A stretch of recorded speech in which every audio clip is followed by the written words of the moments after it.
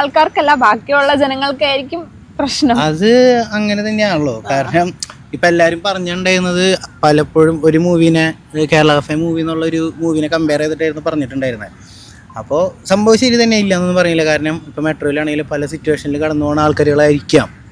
അപ്പോൾ ഞാനാണെങ്കിലും ഒരു പോസ്റ്റിൻ്റെ അടിയിൽ ഞാൻ കമൻറ്റ് ഇട്ടിട്ടുണ്ടായിരുന്നു. പക്ഷെ അത് അവിടെ ഉണ്ടായ ആൾക്കാർക്കോ സോഷ്യൽ മീഡിയ ഉള്ള ആൾക്കാർക്കോ ഒന്നല്ല ഞാൻ സോറി പറഞ്ഞത്.